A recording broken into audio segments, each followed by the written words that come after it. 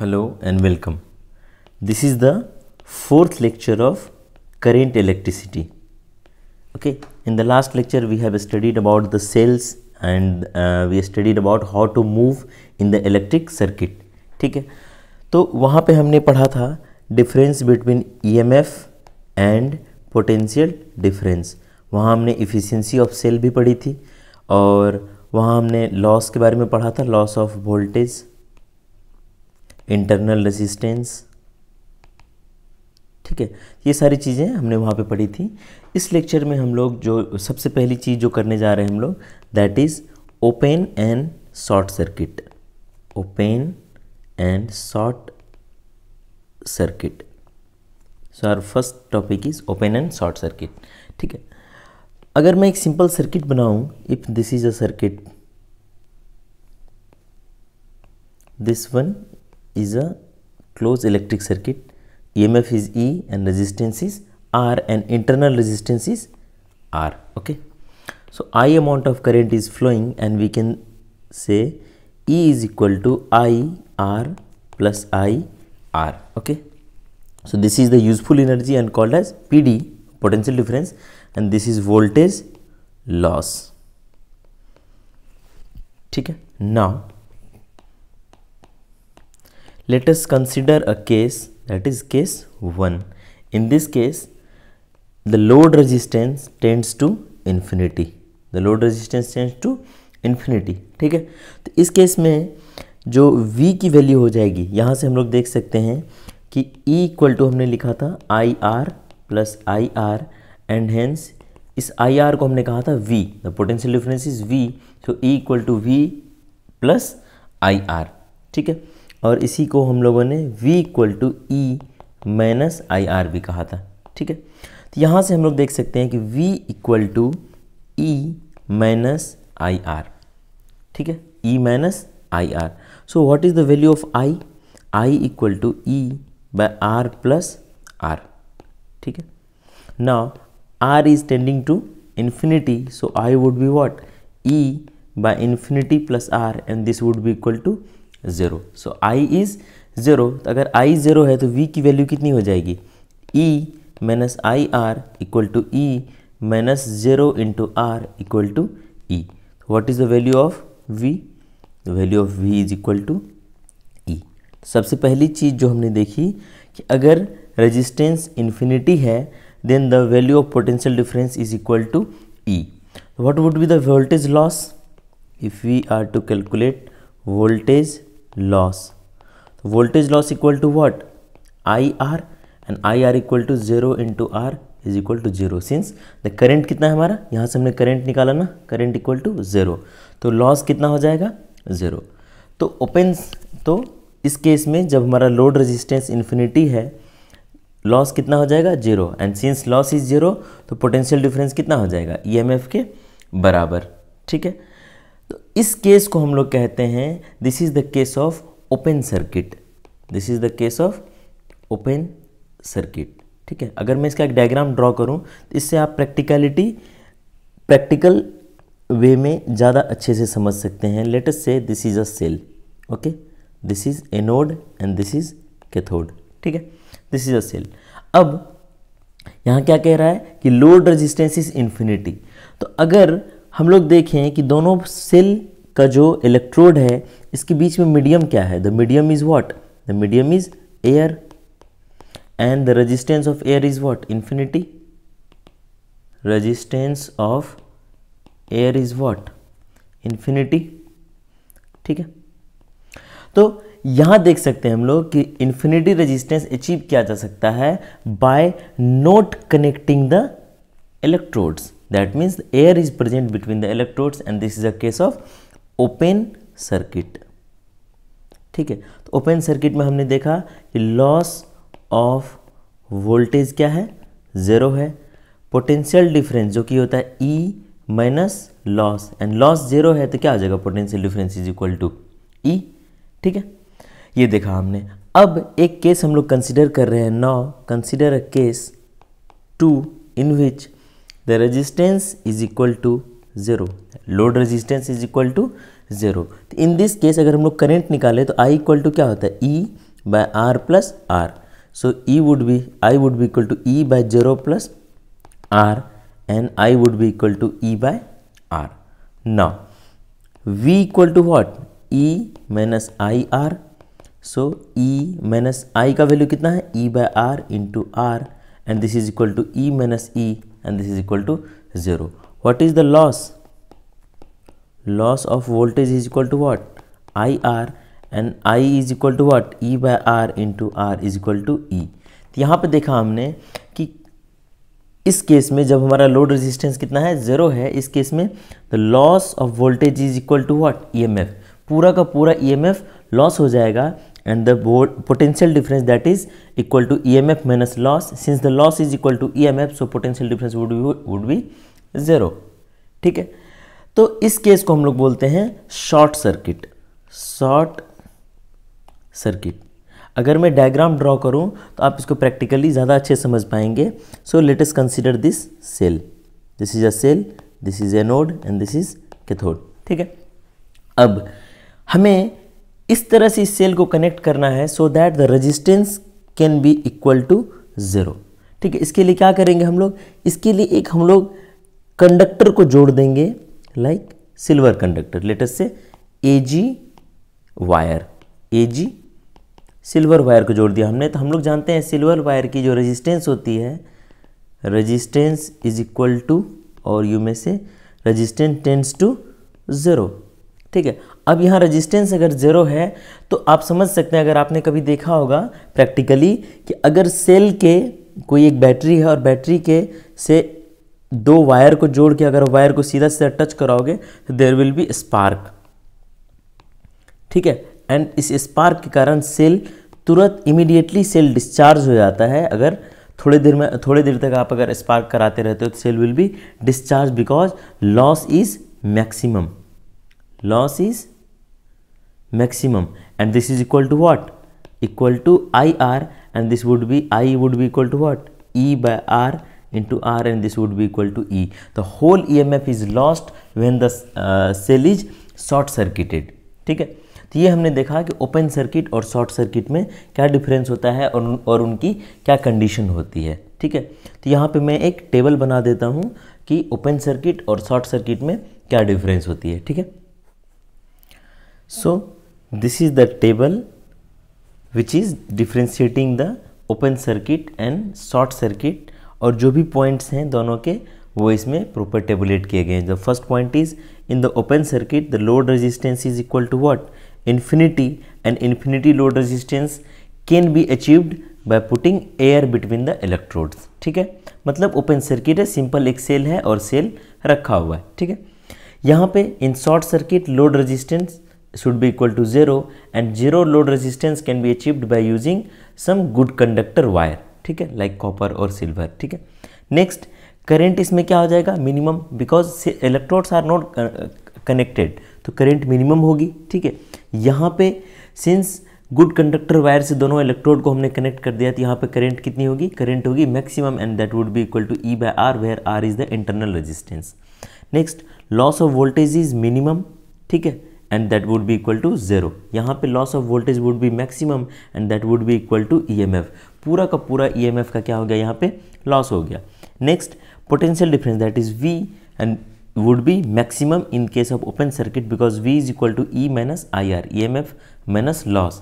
Since the loss is 0, so potential difference would be equal to EMF. But here potential difference would be minimum, and potential difference is equal to E minus IR, and the loss is equal to E, so potential difference would be equal to 0.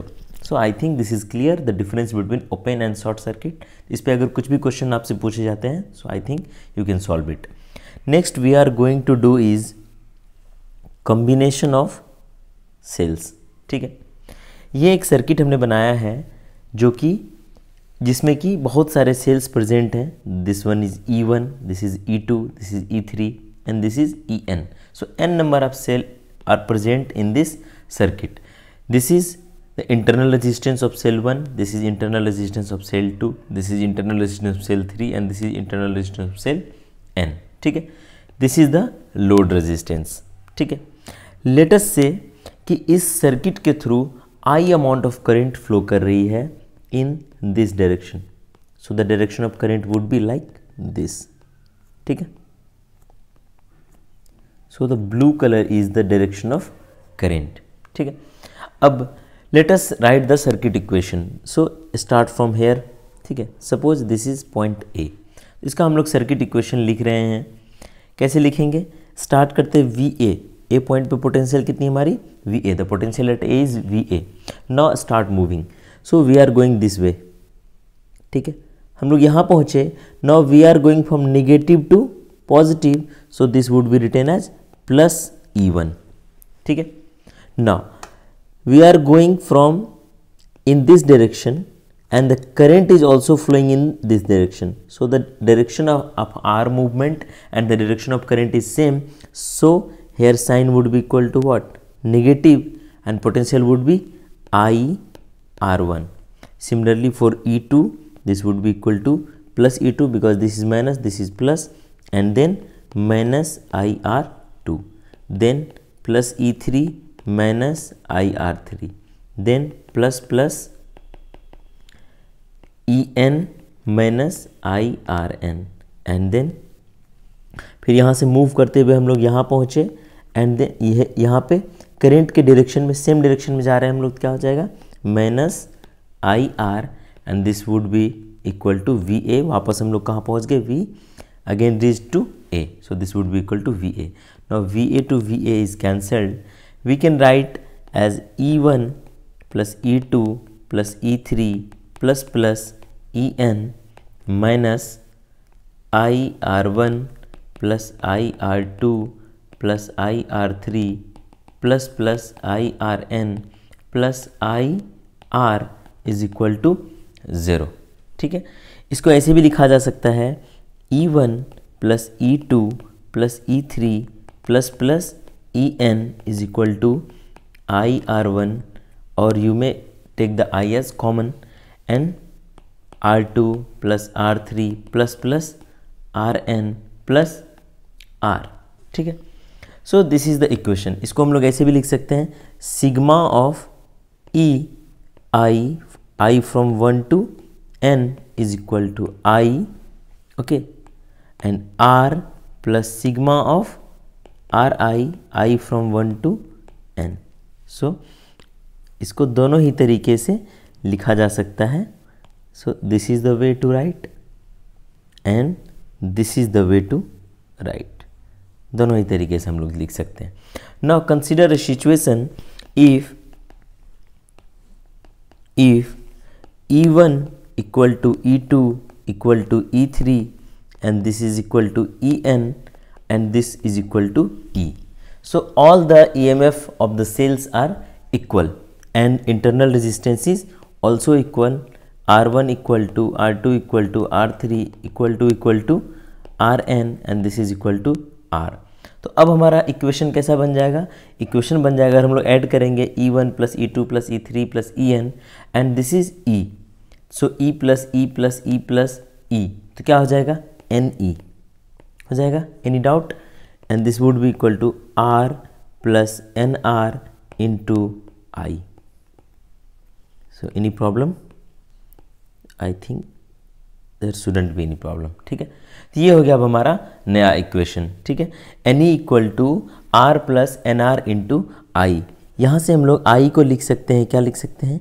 I can be written as NE by R plus NR. ठीक है. So this is the equation. Now consider one situation कि अगर सिर्फ एक ही cell होता, जिसकी EMF E होती and internal resistance R और लोड रेजिस्टेंस R होता, तो इस केस में I की वैल्यू कितनी होती? इस केस में I की वैल्यू होती E by R plus R. ये हमने ऑलरेडी करा हुआ है, तो आई डोंट थिंक इसमें कुछ कन्फ्यूजन होना चाहिए. अगर सिंगल सेल एक्ट कर रहा होता, for a single cell, if there would have been only single cell in the circuit in which the load resistance is R and internal resistance is small r, तो current कितनी होती है हमारी? The current would have been E by R plus R. Now अगर n cell are acting in series, so the current would be NE by R plus R। तो यहाँ पे हम लोग क्या देख सकते हैं, इन दोनों को अगर हम लोग कंपेयर करके चलें तो क्या चेंजेस हुई हैं। चेंजेस हुई हैं कि जो EMF थी हमारी E, वो किस में कन्वर्ट हो गई, NE में, ठीक है। जो इंटरनल रेजिस्टेंस थी वो किस में कन्वर्ट हो गई, NR में, और लोड रेजिस्टेंस जितनी थी उतनी ही रह गई, ठीक है। अब अगर हम लोग एक केस कंसिडर करें, I की वैल्यू कितनी हमारी, NE by R plus NR। अब इसमें हम लोग दो केस कंसिडर करने जा रहे हैं, और first case is here and the second case is here. First case में हम लोग कंसिडर कर रहे हैं if value of R is very very very higher than R, ठीक है। तो इस केस में R can be taken as 0, तो I की वैल्यू कितनी हो जाएगी, I would be equal to NE by R, NE by R। तो यहाँ पे भी हम लोग दो केस कंसिडर करेंगे। पहले केस में R is very very very greater than R, तो I would be equal to what, E by R, ठीक है। तो यहाँ से देख रहे हैं हम लोग कि R की वैल्यू यहाँ से कितनी आई, जो येलो वाला है इसको हम लोग कंपेयर कर रहे हैं केस 1 के लिए, ठीक है। तो R यहाँ I की वैल्यू यहाँ पे कितनी हमारी, I की वैल्यू यहाँ पे E बाय R, और इस जगह पे जब R is very very greater than R, तो यहाँ पे I की वैल्यू कितनी हो गई, NE बाई R। मतलब कि अगर लोड रेजिस्टेंस इंटरनल रेजिस्टेंस से बहुत ज़्यादा है, if the load resistance is very very greater than internal resistance, then the current would become N times, ठीक है। यहाँ से देखिए आप, करेंट कितनी हो गई, N टाइम्स से बढ़ गई, ठीक है। लेकिन सेकेंड केस अगर हम लोग कंसिडर करें, this is the second case where R is very very very less than R, तो यहाँ पे I की वैल्यू कितनी हो जाएगी, E बाई R, ठीक है। तो अगर यहाँ पे देखें R is very very very less than R, तो यहाँ भी R को क्या किया जा सकता है, 0 किया जा सकता है, और I की वैल्यू हो जाएगी NE by NR, and this would be equal to E by R। तो जो हम लोग दूसरा केस ले रहे हैं, इसको मैं ग्रीन या फिर इसको मैं पिंक से हाईलाइट कर रहा हूँ, ताकि दोनों को आप अच्छे से कोरिलेट कर पाए। सो जो पिंक वाला है वो उस केस में है जब load resistance is very very less than internal resistance, and the yellow one is when load resistance is very very higher than internal resistance. तो जब load resistance is very very less than internal resistance, तो इस case में हम लोग देख रहे हैं कि सिंगल सेल पे करंट जितनी आ रही है हमारी E by R, for a single cell the current is E by R, and for the multiple cell also the current is E by R. But if load resistance is very very higher than internal resistance, then the current for single cell is E by R, but for current for multiple cell is NE by R. तो यहाँ पे current कितनी N time से बढ़ गई, but इस case में जो current है will remain same, current is same। तो क्या देखा हमने कि अगर लोड रेजिस्टेंस इंटरनल रेजिस्टेंस से काफ़ी ज़्यादा है, if the load resistance is very very higher than the internal resistance, then the combination of cell would be effective in the case. Otherwise, if load resistance is very very less than the internal resistance, then the ultimate current would be same and there wouldn't be any benefit of combining the cell in the series, ठीक है। तो इस case में जो conclusion निकला हमारा, हम लोग यहाँ पे कंक्लूजन लिख सकते हैं। कंक्लूजन क्या लिखा हमने, जो सबसे पहले जो कॉम्बिनेशन थी हमारे सेल की वो क्या थी, सीरीज कॉम्बिनेशन ऑफ सेल थी, सीरीज कॉम्बिनेशन ऑफ सेल। इसको सीरीज कॉम्बिनेशन ऑफ सेल हमने इसलिए कहा क्योंकि cells end to end connected थे, because cells were connected end to end, cells were connected end to end, ठीक है, जो पहली चीज़ थी, ठीक है। नेक्स्ट हमने देखी कि if all EMF are same and all internal resistance are same, ये कितनी E के बराबर, and this is equal to R। In this case the current would be equal to NE by R plus N R. ठीक है। तीसरी चीज़ हमने देखी कि if R is very very very higher than R, then I would be equal to N E by R, and if R is very very very less than R, then I would be equal to N E by N R, and this would be equal to E by R. ठीक है। यहाँ पे दो cases हमने करे, दोनों को मैं हाईलाइट कर देता हूँ। ठीक है। ये येलो से हमने इसको करा था और पिंक से हमने इसको करा था। ठीक है। ठीक है। अब यहाँ पे हमने कंपेयर करा था सिंगल सेल से, यहाँ पे हमने सिंगल सेल से इसको कंपेयर करा था कि if this is load resistance, this is a single cell, this is internal resistance, this is R, this is R, this is E. In this case I is equal to E by R plus R. और यहाँ भी हमने देखा था कि if R is very very very higher than R, then I would be equal to E by R, and if R is very very very less than R, then I would be equal to E by R. ठीक है। तो इसको मैं same type से highlight कर रहा हूँ ताकि आप उसको कनेक्ट पर कर पाएँ। जब हमारा आर काफ़ी कम है आर से, so this thing would be highlighted, and if R is very very higher than R, then this would be highlighted. ठीक है। इसको मैं कनेक्ट कर देता हूँ। This would be connected to this result, and this would be connected to, sorry,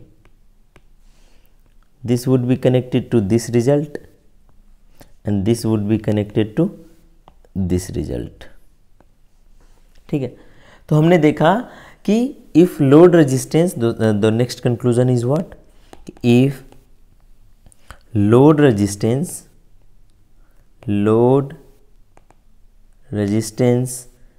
is very very higher than internal resistance, that is R is very very very higher than R, then current becomes n times as compared to single cell। ठीक है।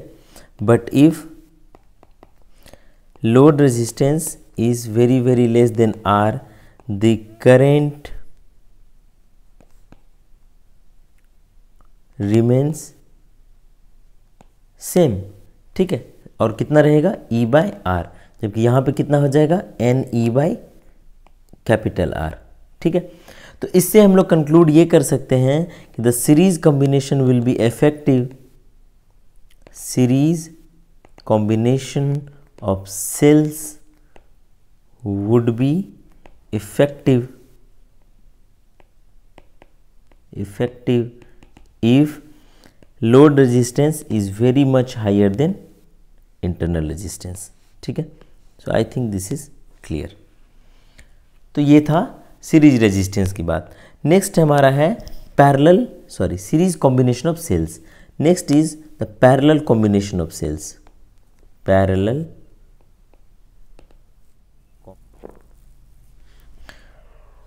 The next topic is parallel combination of sales.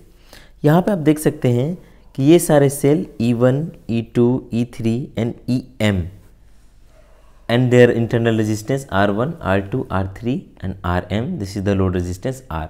So these cells have been connected in parallel combination। ठीक है। So let us say E1 equal to E2 equal to E3 equal to EM equal to E। हम लोग सारे sales को equate कर देते हैं, equal कर देते हैं for the simplification in the calculation. ठीक है। And R1 equal to R2 equal to R3 equal to RM equal to R। ठीक है। ना अगर if I amount of current is going in the circuit at this point, ठीक है, यहाँ पर अगर I amount of current जा रही है, so there are m number of cells और m number of resistors connected in parallel combination, so equal amount of current would enter in all the branches। ठीक है। ये हमने 10th में भी और 12th में भी थोड़ी बहुत तो पढ़ी हुई है कि अगर करंट जा रही है और सारे ही सिमिलर कॉम्बिनेशन है पैरेलल में, तो current will be divided equally. तो यहाँ पर करंट कितनी चली जाएगी? I/m यहाँ पे I/m, here I/m, here I/m. So equal amount of current will enter in each branch because each branch are in parallel combination and they have similar configurations. ठीक है, अब हम लोग इस पे किसी भी ब्रांच में सर्किट मूव कर सकते हैं. Let us say this is a point A और हम लोग सर्किट मूव करना चाह रहे हैं, तो आप किसी भी ब्रांच में मूव कर सकते हो. ठीक है, डिपेंडिंग ऑन योर चॉइस. अगर सपोज करिए कि हम लोग लेट अस से हम लोग इस ब्रांच से मूव करना चाह रहे हैं, बस एक कंप्लीट क्लोज सर्किट होना चाहिए. So let's start moving. ठीक है, स्टार्ट करते हैं. This is VA. यहाँ से हमने मूव करना शुरू करा. V reached here and here negative to positive. So this would be equal to plus E3 and then the direction of current and direction of R movement is same. So this would be negative and the drop is what? I/m is current and R3 is the internal resistance. Then यहाँ से हम लोग आगे बढ़े. We came here and यहाँ पे then the direction of current and direction of R movement is same. So this would be negative and the drop is I. यहाँ पे current कितना हमारा I है. So IR and this is equal to VA. हम लोग पहुँच गए VA पे. So VA is cancelled. E3 and R3. So E3 is equal to what? E3 is equal to E and R3 is equal to R. So the equation can be written as E minus I/m R minus IR is equal to 0. So E can be given as I R by, or you can say R plus R by M. ठीक है, तो यहाँ से हम लोग current को लिख सकते हैं E by R plus R by M. तो जिस तरह से सीरीज कॉम्बिनेशन में हमने देखा था कि EMF जो था E से NE हो गया था. ठीक है, एंड इंटरनल रेजिस्टेंस R से NR हो गया था. बट यहाँ पे हम लोग क्या देख रहे हैं कि जो EMF है that remained same E to E and internal resistance became R by M. ठीक है, यहाँ पर हमने देखा कि EMF सेम रह गया, जबकि सीरीज में हमने देखा था कि EMF ऐड हो गया था अलजेब्रिकली. मतलब if there were N cells so the effective EMF was NE, but here effective EMF is only E. But internal resistance वहाँ पे ऐड हो गया था and that was NR. Here the internal resistance become R by M. ठीक है, अगर हम लोग सिंगल सेल की बात करें, so this is a single cell. This is R, this is R, this is E. So I is equal to what? I is equal to E by R plus R. और यहाँ पे हम लोग लिख सकते हैं if R is very very higher than R then I is equal to E by R, and if R is very very less than R then I is equal to E by small r. ठीक है, तो यहाँ से हम लोग फिर से parallel combination में भी कंपेयर करेंगे कि किस तरह से करंट इंक्रीज होती है या डिक्रीज होती है, कितना इंक्रीजिंग होगा, कितना डिक्रीज होगा और क्या कंडीशन होंगी इफेक्टिव कॉम्बिनेशन होने की. So this is our current in the parallel combination. Now यहाँ पे भी हम लोग कंडीशन अप्लाई करते हैं. Case 1, if R is very very very higher than R then I would be equal to E. So R can be written as 0. So I would be equal to E by R. तो यहाँ पे देखो आप, अगर अगर हम इसको highlight करें तो R is very very very higher than R and here R is very very very higher than R. The current is what? Current is E by R and current is E by R. So parallel combination में हमने देखा कि if load resistance is very high, if load resistance is very much higher than internal resistance, then the current is remaining the same. current क्या रहा हमारा? Same रह गया. ठीक है, बट अगर in case 2 if load resistance is very much less than internal resistance, then I would be equal to what? I would be equal to, here R can be taken as 0. So I would be equal to E by R by M and this would be equal to M into E by R. यहाँ पे देखिए आप, इसको अगर मैं highlight करूँ yellow से, R is very much less than R and I is equal to E by R. यहाँ पे if R is very much less than R then the I is equal to M E by R. तो इस case में हमने देखा कि parallel combination में if internal resistance is very much higher than the load resistance, in this case current became m times. ठीक है, तो यहाँ पर हमने देखा कि इफेक्टिव कब है, the parallel combination is effective, the parallel combination is effective if internal resistance is very much higher than load resistance. So depending on the condition and depending on the requirement, we will use series combination और the parallel combination कि हमारा किस तरह का requirement है। अगर हमारा load resistance काफ़ी ज़्यादा है इंटरनल रेजिस्टेंस से, so we would prefer what, we would prefer series combination. अगर हमारा लोड रेजिस्टेंस बहुत कम है इंटरनल रेजिस्टेंस से, we would prefer parallel combination. So I think in series combination of cell and in parallel combination of cell आपको कोई दिक्कत नहीं होनी चाहिए। अगर मैं इसको यहाँ पे समराइज कर दूँ एक टेबल के थ्रू कि सीरीज कॉम्बिनेशन और पैरेलल कॉम्बिनेशन में क्या होता है, so that would be better and that would be better to remember also. ठीक है, तो let us make a table and make final conclusion. ठीक है, सो इन दिस टेबल यहाँ पे हम लोग ले रहे हैं, here we are taking series combination, here we will take parallel combination and in the middle there is single cell. So in this single cell there is one cell of EMF E, his load resistance R and here is internal resistance R. So I would be or current would be equal to E by R plus R. The first case is if R is very higher than internal resistance, then the current would be equal to E by R. R is load resistance. If load resistance is very much lower than the internal resistance, then the current would be E by R. Here R is the internal resistance. ठीक है, अब देखते हैं कि series और parallel में होता क्या है।